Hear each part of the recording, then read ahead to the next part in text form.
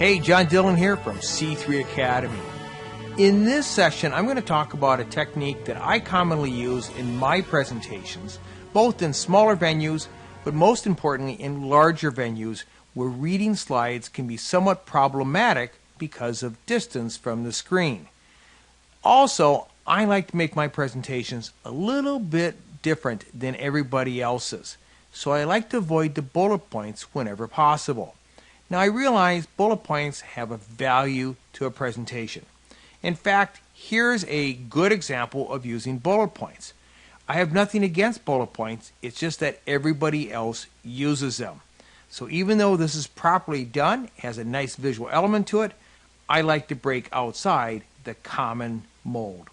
So also keep in mind, I have 4 points that I'm going to talk about here on this slide.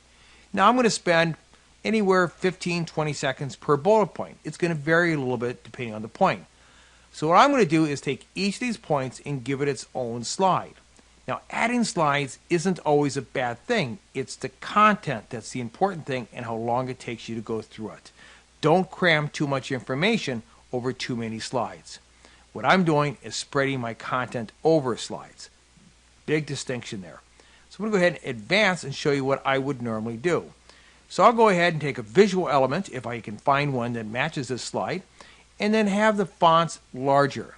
Yes, this takes a little longer to set up, but once you have it set up, it's easy to duplicate. And here's just another example. There are 2 ways I can do this.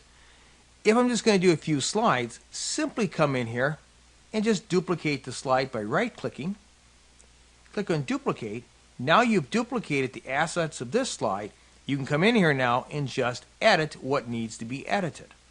And I can also delete any assets that aren't necessary.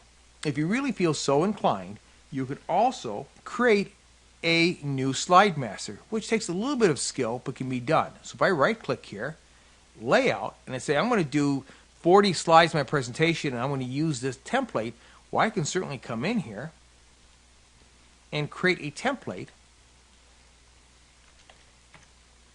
just like you would with a standard PowerPoint, and now I can edit.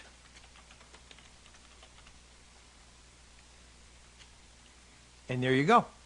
So you have a few different options of going beyond the bullet points for your presentation. Well, I hope you enjoyed this tutorial. I hope we gave you some food for thought. Until the next time, hope you always find unique ways to make your next presentation more engaging. Take care.